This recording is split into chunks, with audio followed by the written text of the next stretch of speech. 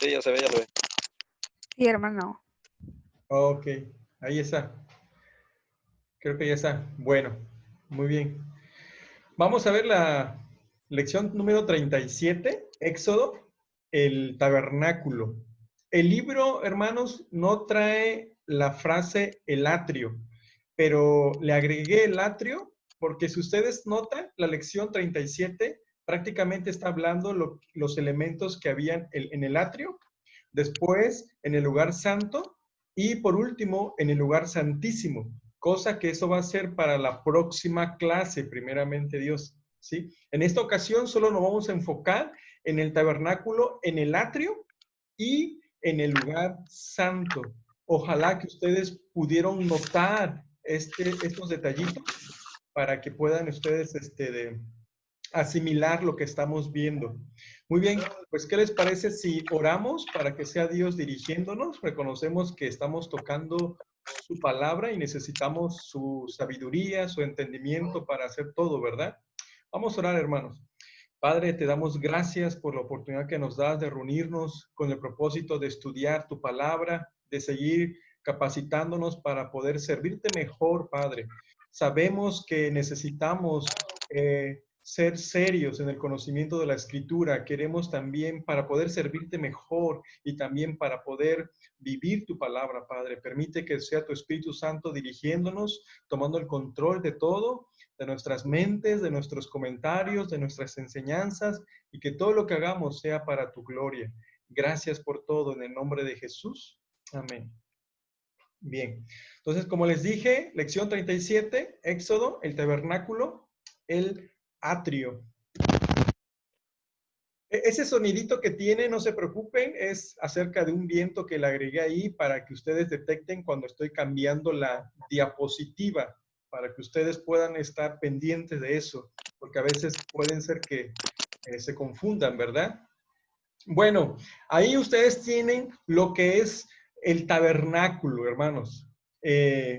Yo sé que si ustedes ya estudiaron, ya pueden conocer las cosas que están ahí. Ustedes ven varias mesitas, ven un altar, ven algo que tiene agua por ahí, después en sí lo que es dos divisiones del lugar santo y lugar santísimo. Tal vez no todos puedan identificarlos, algunos sí, pero eso es lo que vamos a estar aprendiendo hoy, ¿sí? Y si ya lo detectas, qué bueno que si ya detectas cuál es el atrio, cuál es el lugar santo, cuál es el lugar santísimo, a qué nos referimos cuando estamos hablando de tabernáculo, porque eso les va a ser de gran ayuda. Y todo esto, hermanos, apunta a la persona de Cristo. Todo apunta a Cristo. Y ese es algo importante, porque si no apunta a Cristo, estos elementos que vamos a estar viendo, tenemos problemas en nuestra interpretación de este pasaje. ¿Sí? Bueno. La pregunta, ¿qué es el tabernáculo? Y cuando hablamos del tabernáculo, estamos abarcando todo el capítulo 25 hasta el capítulo 40 de Éxodo. Si ustedes han observado en sus Biblias, cuando lo han leído, cuando han cotejado con su estudio, se han dado cuenta que ese pasaje, todos sus capítulos, están hablando acerca del tabernáculo. Y explica la misma Biblia lo que es en sí el tabernáculo de manera espiritual apuntando a Cristo. Hebreos capítulo 9 hasta el capítulo 13. Y yo les invito que más adelante ustedes puedan leer, bueno, ustedes ya lo están haciendo, Éxodo, pero también puedan leer Hebreos capítulo 9 al capítulo 13, o si es posible todo el libro de Hebreos, porque nos enseña lo que significaba cada uno de esos elementos y a qué se estaba refiriendo. ¿Qué es el tabernáculo entonces? Bueno, el tabernáculo era una tienda de reunión portátil que Dios ordenó a Moisés que construyera. Dios deseaba habitar en medio de su pueblo, los israelitas. Él quería tener comunión y deseaba comunicarse con ellos. Una nota importante aquí, lo he subrayado, el tabernáculo era portátil. No se confundan lo que es un tabernáculo con lo que era el templo, ¿verdad? son algo distinto. La diferencia del tabernáculo portátil y el templo era fijo. Era fijo. Ahí sí pueden apagar su micrófono, hermanos, el que lo tenga encendido, por favor, porque se escucha ruido de fondo. Bien. El tabernáculo fue el sitio donde Dios habitó con su pueblo durante 400 años. Se utilizó desde la época de Éxodo hasta el reinado de Salomón, cuando se construyó el templo. No sé si este dato ya lo sabían, pero es muy importante. ¿Cuánto tiempo duró el pueblo de Israel con el tabernáculo? Aproximadamente 400 años. Desde el capítulo que estamos viendo de la salida del Éxodo en el desierto, hasta cuando se construyó el primer templo por parte de Salomón. Más adelante vamos a estar viendo el progreso de esto, hermanos, del tabernáculo y el templo. Como primero fue un templo, después fue un tabernáculo, perdón, después un templo por Salomón, después por Zorobabel, y después vamos a ver el templo de Herodes, en el cual Jesús estuvo en ese tiempo, en el cual estaba ministrando en ese lugar. Es muy interesante porque todo eso apuntaba a la persona de Jesús. ¿Sí? Entonces, eso es con relación al tabernáculo.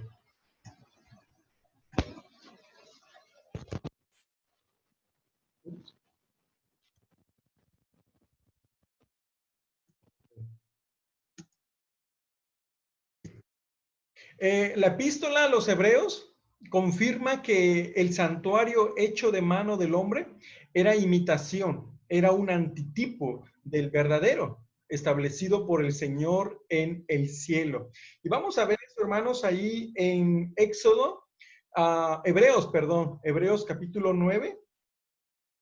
Hebreos capítulo 9, versículo 23 y 24. Hebreos 9, 23 y 24 dice: fue pues necesario que las figuras de las cosas celestiales fuesen purificadas así, pero las cosas celestiales mismas con mejores sacrificios que estos, porque no entró Cristo en el santuario hecho de mano, figura, noten eso, figura del verdadero, sino en el cielo mismo, para presentarse ahora por nosotros ante Dios. Eso es una información interesante. Está diciendo que el tabernáculo que se hizo en el tiempo de Moisés y que se permaneció por 400 años era un antitipo, era una figura del verdadero que está en el cielo. Eso es lo que está diciendo Hebreos capítulo 9, versos 23 al 24. ¿Sí? Bueno, esta es una nota interesante. Introducir estas cosas se está refiriendo a las prácticas, a los objetos del templo o incluso del tabernáculo, perdón, mejor dicho.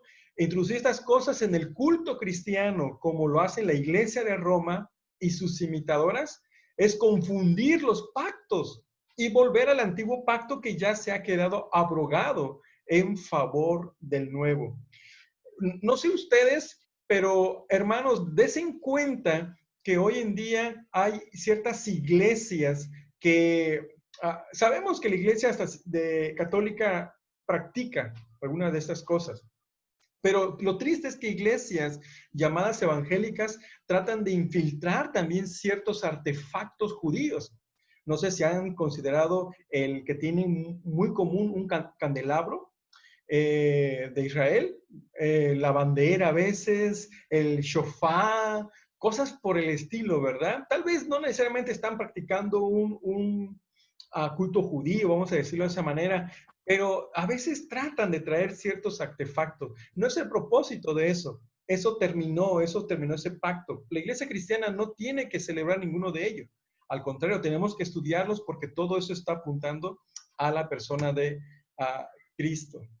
Aquí podemos ver el tabernáculo. Esto es bueno, no sé si podemos decirlo como maqueta, pero una maqueta a escala similar, igual, casi, del tabernáculo que levantó Moisés en el desierto. Y esta era la forma más o menos que tenía. Obviamente con los colores y el diseño, pues no lo tiene, ¿verdad? Pero en cuanto a la estructura, la forma, yo creo que sí vale la pena que ustedes puedan ver esto acerca del tabernáculo. ¿Sí? ¿Por qué digo eso? Porque tenían colores las primeras, a la entrada del tabernáculo y incluso el tejido era fino de lo que se tenía. Aquí pueden ver otro de ese mismo, el anterior, un poquito más de cerca para que ustedes puedan asimilar dónde estaba el altar de bronce, dónde estaba la fuente de bronce o el ábacro, que son los que prácticamente eran visibles. Pero el lugar santo, el lugar santísimo, sus objetos, la verdad, no se veían. Pero sabemos por la escritura qué era, qué es lo que tenía en el lugar santo y qué es lo que tenía en el lugar santísimo. Y que ustedes, por su... Hermano, ¿Perdón? ¿Sí? buenas noches, digo. Buenas noches, hermano. Bienvenido. ¿Va a preguntar? No. No. Ah, ok, se está reportando. Ok, hermano. Y entonces podemos ver que aquí en el lugar santo habían tres objetos que ustedes van a, bueno, ya vieron, ¿verdad? Ya aprendieron en su libro. Está la mesa de la proposición de los panes, está el candelabro y está el altar del incienso, lugar santo. Y en el lugar santísimo estaba el arca del pacto o el arca del testimonio, también se le conoce. Y dentro de ello estaba la vara de Aarón, el maná y las tablas de la ley. Y encima una tapa con dos querubines en el cual ahí se manifestaba la presencia de Dios. No se ve, ahorita voy a tratar de mostrar otra imagen donde eso puede ayudarle para su comprensión. Bien, aquí se puede ver más de cerca, ¿sí? Parte de la entrada del lugar santo para poder llegar al lugar santísimo, cosa que también ustedes van a ver más adelante que había un velo o una cortina que dividía el lugar santo del lugar santísimo. Aquí tienen el campamento israelita y noten dónde está el tabernáculo. Cuando ellos se asentaban en el desierto y colocaban el tabernáculo, se puede ver claramente que el tabernáculo estaba en medio de todo el campamento israelita. Ahí tienen ustedes las tribus, cómo estaban organizadas, cómo estaban distribuidas, ¿sí? Y el tabernáculo en medio. ¿Qué estaba simbolizando eso? Que Dios quería estar en medio de su pueblo, que Dios quería habitar en su pueblo.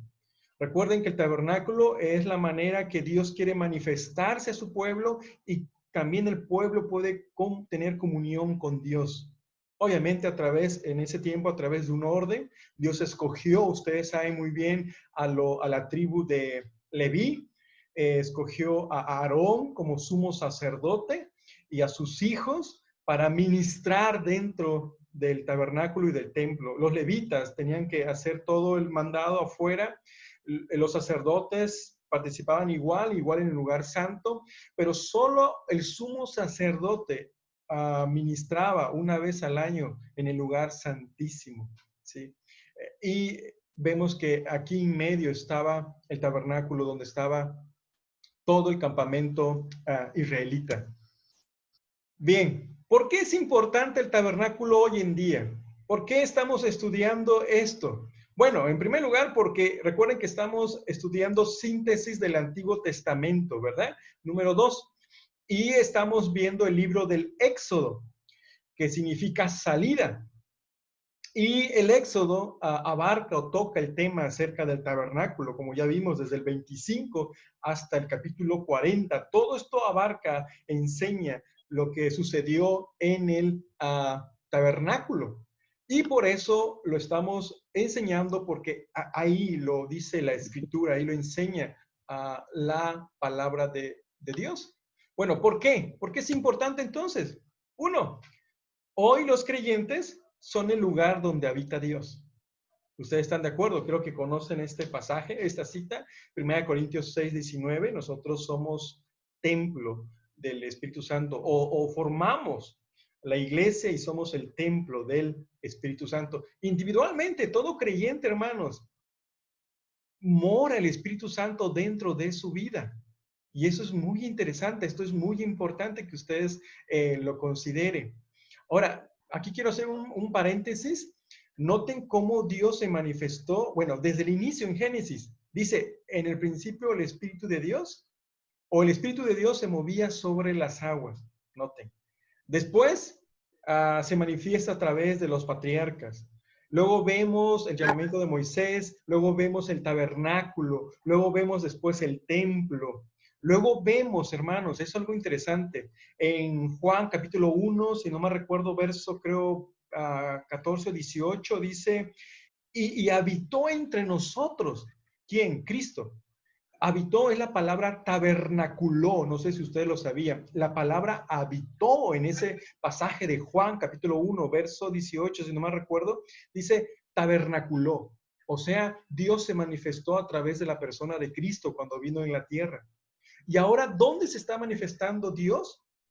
A través de su iglesia, a través del templo, que son los creyentes. Usted es templo del Espíritu Santo. Primera de Corintios 6 a 19. Por eso es importante, hermanos, que nosotros toquemos este tema porque hay muchas cosas que aprender que nuevamente apuntan a la persona de Jesús.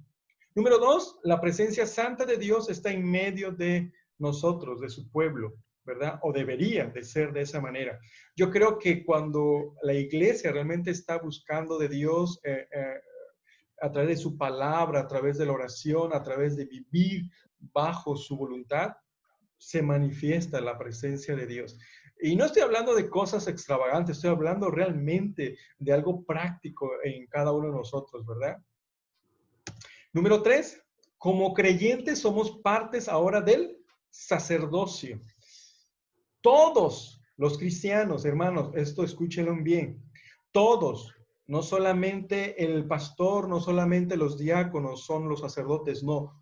Toda la iglesia somos sacerdotes. En otras palabras, tenemos responsabilidades dentro del cuerpo de Cristo para servir.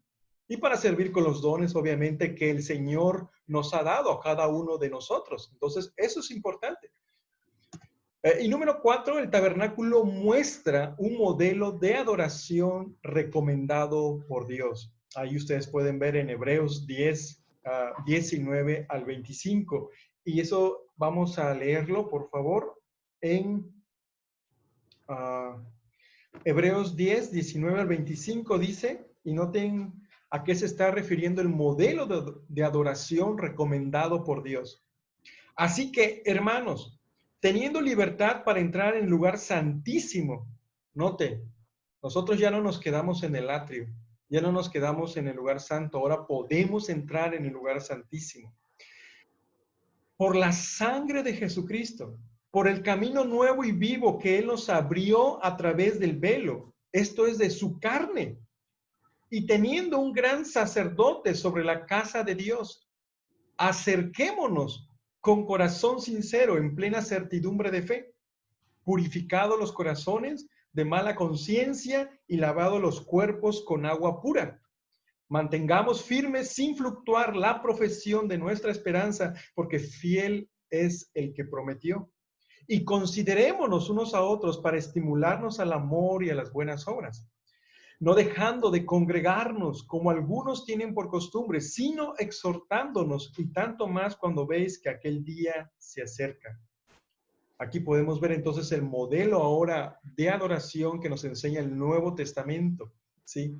Gracias al velo que Cristo rasgó, que es su cuerpo, para poder entrar en el lugar santísimo, en la misma presencia de Dios. Pero como ustedes van a estar viendo ahorita, así como los sacerdotes no podían ministrar nada más por ministrar, ellos tenían que pasar por la puerta, ellos tenían que purificarse, que lavarse. De igual manera nosotros, hermanos, necesitamos este proceso. Y este mismo pasaje de Hebreos 10, 19 al 25 nos está refrescando la memoria de eso que ellos hacían, pero ahora en el aspecto espiritual, en el sentido espiritual para nosotros. Ahora sí, vamos a ver el primer objetivo de su lección. de la lección 37. Dice, completar una declaración referente a dos cosas que las instrucciones acerca del tabernáculo nos enseñan. Bueno, primeramente que Dios quiere morar con su pueblo. Qué interesante, ¿verdad? Dios quiere morar con su pueblo, quiere tener una relación con cada uno de nosotros, ¿sí? Número 2, ¿cómo acercarnos a Dios? ¿Cómo acercarnos a Dios? Y aquí se puede ver que siempre Dios es el que busca al hombre, no el hombre busca a Dios, porque Dios mismo está poniendo la manera como debemos acercarnos a Él, cómo debemos hacerlo, porque no es cualquier persona. Él es un Dios santo. Recuerde, hoy en las células vimos, creo que todos los hermanos ya pasaron la célula, vimos la importancia de la santidad de Dios en el monte Sinaí, cómo se manifestó la presencia de Dios, incluso nosotros ya lo vimos, eso es lo que están en el curso, a través de un fuego descendió, truenos, nubes espesas, el pueblo tenía miedo y decía, mejor habla tú, Moisés, y no nosotros con Dios. Ellos tenían miedo. Incluso hasta Moisés, hasta cierto punto, tenía miedo, dice la Escritura ahí en Hebreos. Entonces podemos ver que Dios quiere morar con su pueblo y cómo debemos nosotros de acercarnos a Dios. Número 2, señalar cuál es el lugar de la morada de Dios con su pueblo hoy. Y ahí está el ítem para los que quieren corroborar, ¿sí? En Juan 14, 16 y 17, sería bueno que recordemos este pasaje, hermanos. Juan 14, 16, dice así. Y yo rogaré al Padre y os dará otro consolador para que esté con vosotros para siempre. Esa es la palabra paracleto, el que está a tu lado. Se refiere al Espíritu Santo. Yo rogaré al Padre y os dará otro consolador. Verso 17, y el Espíritu de verdad, al cual el mundo no puede recibir porque no le ve ni le conoce, pero vosotros le conocéis porque mora con vosotros y estará en vosotros. ¿Cuándo sucedió eso? Bueno, inicialmente la venida del Espíritu Santo a la iglesia fue en el día de Pentecostés, ¿sí? Y verso 23 dice, respondió Jesús y le dijo, el que me ama, mi palabra guardará y mi Padre le amará y vendremos a él y haremos morada en él. Por eso decimos que somos el templo de Dios en nosotros, pero no de cualquier persona, de las personas que primeramente han aceptado el sacrificio de Cristo, se han lavado en el altar de bronce, en el lavacro, se han purificado en la sangre del Cordero, ¿sí? Para que Él venga a morar a través de su Espíritu Santo en nosotros. Entonces, Dios mora ahora en el cuerpo del creyente. Y hay unos pasajes importantes que debemos de estar checándolo aquí. Por ejemplo, Romanos 8:9 dice lo siguiente. Romanos 8:9, mas vosotros no vivís según la carne, sino según el Espíritu. Si es que el Espíritu de Dios mora, noten esa palabra, estamos repitiendo mora en vosotros. Y si alguno no tiene el Espíritu de Cristo, no es de Él. Esto es muy importante, hermanos, que el Espíritu de Dios realmente esté morando en nosotros. ¿Cómo podemos ver cómo podemos saber que el Espíritu Santo esté morando en alguien? Bueno, primeramente alguien que realmente se haya convertido, se haya arrepentido, haya creído en Jesucristo como Señor y Salvador, ¿sí? Y hay frutos del Espíritu Santo en su vida de esa persona. Eso es una manera como puede uno evidenciar, ¿no? Primera de Corintios 6, 1 Corintios 6, 19. Vamos a ver 1 Corintios 6, 19. Y dice, permíteme aquí, un poquito lento. Dice, ¿o ignoráis que vuestro cuerpo es templo del Espíritu Santo, el cual está en vosotros, el cual tenéis de Dios y que no sois vuestro? Verso 20. Porque habéis sido comprados por precio. Glorificad pues a Dios en vuestro cuerpo y en vuestro espíritu, los cuales son de Dios. Un cristiano a esta altura ya no puede decir, yo hago con mi cuerpo lo que quiera. No, no, señor, no, señora. ¿Por qué? Porque nuestro cuerpo de un creyente regenerado le pertenece totalmente a Dios. Y somos de Dios, si es que el Espíritu de Dios mora en nosotros. Entonces, esto es señalar cuál es el lugar de la morada de Dios con su pueblo hoy. No sé si eso le está haciendo comprender la Escritura. Nosotros nos estamos sorprendiendo de la manifestación de Dios en el tabernáculo, incluso lo que sucedió en el monte Sinaí. Dios mismo mora en nosotros. Eso es algo interesante, hermano. Bien, número 3, completar una declaración que señala de qué hablan cada parte del tabernáculo y cada uno de sus muebles. Bueno, aquí vamos a entrar un poquito en esto. Bueno, cada parte del tabernáculo y cada uno de sus muebles hablan de diferentes aspectos de Cristo y su obra.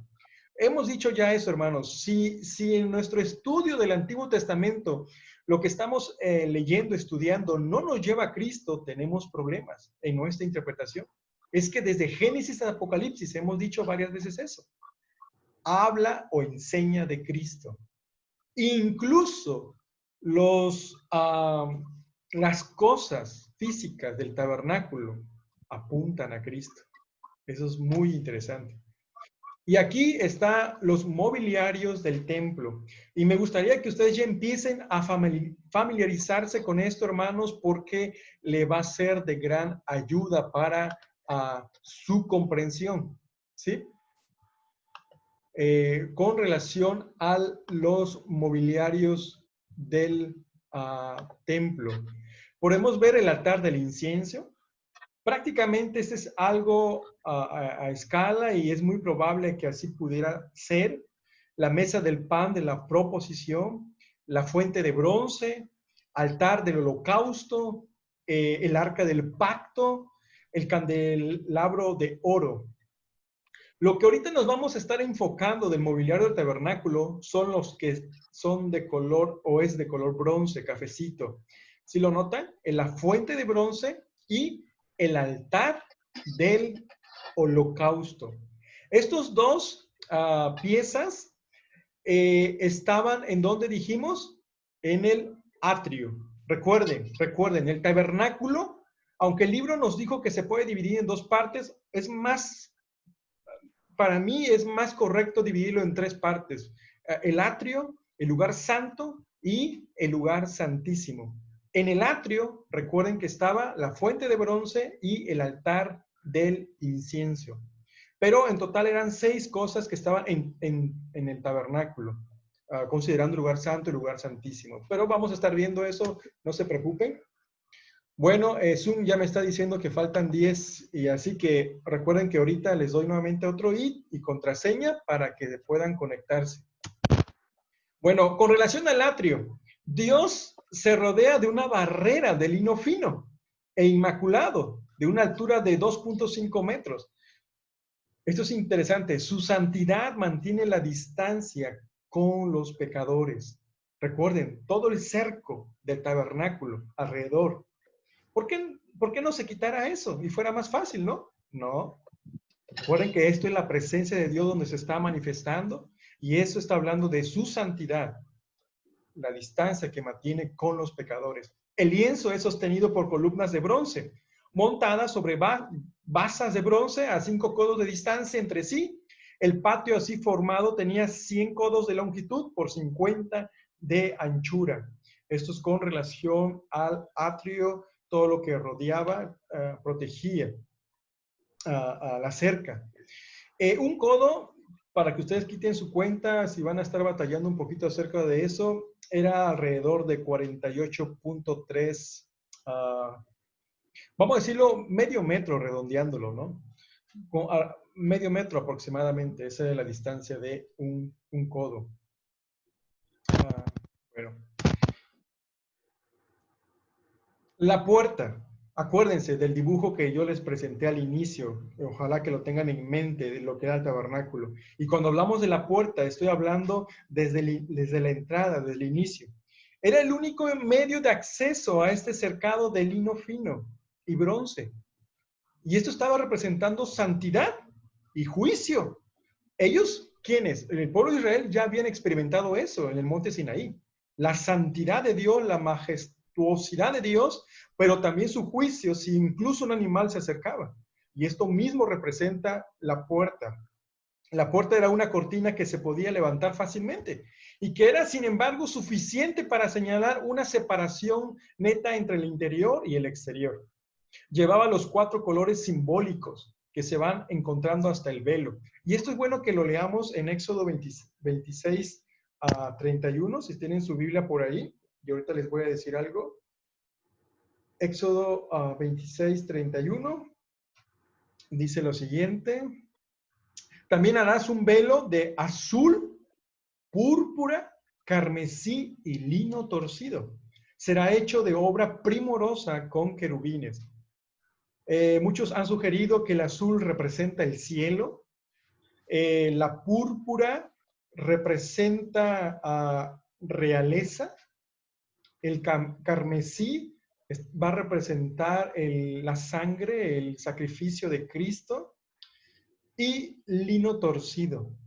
Es interesante porque estos colores, tomen nota de eso y ustedes pueden corroborar, estos colores estaban en la entrada de la puerta. Y estos mismos colores son los que tiene en el velo entre el lugar santo y el lugar santísimo. Y todo está apuntando a Cristo. Jesús dijo, yo soy la puerta. El que no entra por la puerta en el redil de las ovejas, sino que sube por otra parte, ese es ladrón y salteador, ahí en Juan 10:9. Hermanos, el tabernáculo totalmente está apuntando a Cristo. Para que nosotros podamos entrar a la presencia de Dios, no podemos hacerlo por otro medio, sino a través de la puerta que es Cristo. En términos teológicos sabemos que esto se le llama la conversión, a través del arrepentimiento, a través de la fe. No hay otro acceso por el cual podemos hacerlo, hermano, sino a través por la puerta. Cristo es la puerta. Obviamente, este es un sentido metafórico que Jesús está usando en los evangelios, ¿sí? Pero Él es la puerta. Y estamos conectando con la puerta del tabernáculo, ¿sí? En Juan 14:6, muy conocido ese texto, yo soy el camino, yo soy la verdad y yo soy la vida, dice Jesús. Nadie viene al Padre si no es por medio de mí, la persona de Jesucristo. Él es la puerta.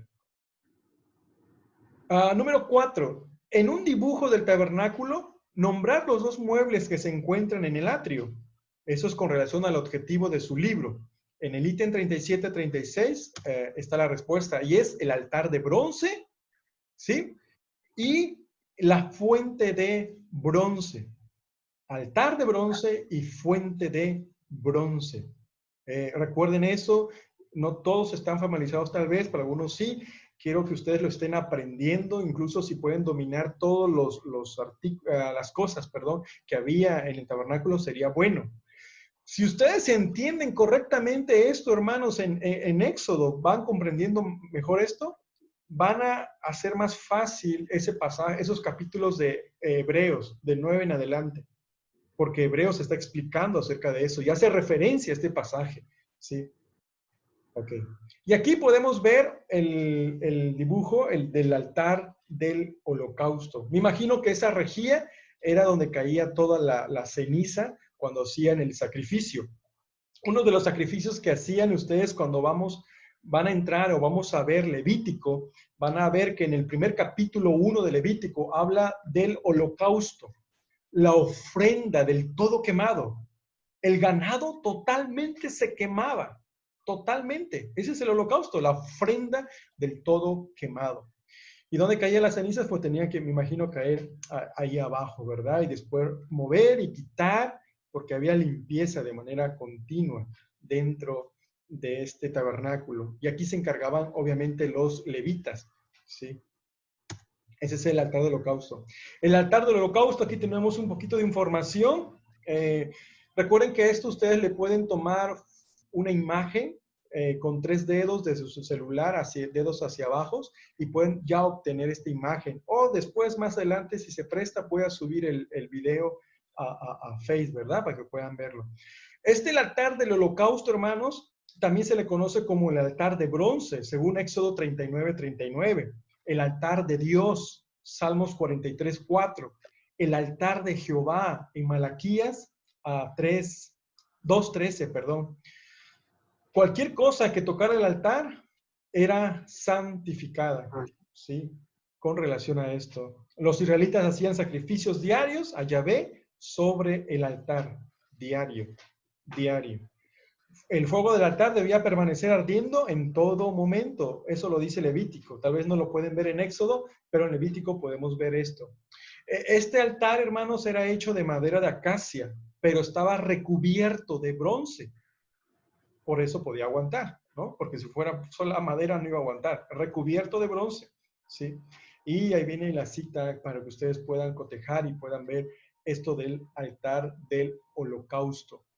Y esto vamos a ver, hermanos, que este altar del holocausto representa a Cristo en su sacrificio en la cruz del Calvario. Sí. Tenemos que entrar por la puerta gracias al sacrificio de Cristo y vamos a ver más adelante que la fuente de bronce, Él nos lava con su sangre. Sí. Purifica. ¿Qué tiempo nos queda, hermano? ¿Perdón? ¿Qué tiempo nos queda? 1 minuto 45. No se vaya a cortar. ¿Perdón? Para que no se vaya a cortar, luego. Ya, sí. Ok, el altar del holocausto. Justo al entrar, el pecador se encuentra ante el altar, donde degüella y ofrece sus víctimas. La sangre derramada hacia la expiación por sus pecados. Porque ustedes saben, porque sin derramamiento de sangre no se hace remisión. Y aquí quiero hacer un paréntesis. Quiero que ustedes sepan lo que significa la palabra expiación, hermano. La palabra expiación, su significado de expiar el pecado, significa cubrir. Imagínense una pared. No tiene mucho que pinté una pared aquí, parte de la casa, porque la verdad Keila rayó mucho. ¿Y qué hice? Yo le pasé pintura encima. Obviamente se limpia y todo eso, ustedes saben, ¿no? Pero lo que se hace con la pintura es cubrir esa mancha. Nota, no lo quita, simplemente lo cubre. Y eso es lo que pasaba en el antiguo pacto, hermanos, con el pueblo. No limpiaba al pueblo, solamente cubría su pecado. Porque más adelante eso Hebreo nos los explica. Los sacrificios que se hacían no podían quitar o limpiar de pecado, sino solamente Cristo. Acuérdense que dijo Juan el Bautista cuando venía Jesús: miren al Cordero de Dios que quita, que limpia el pecado del mundo. Solamente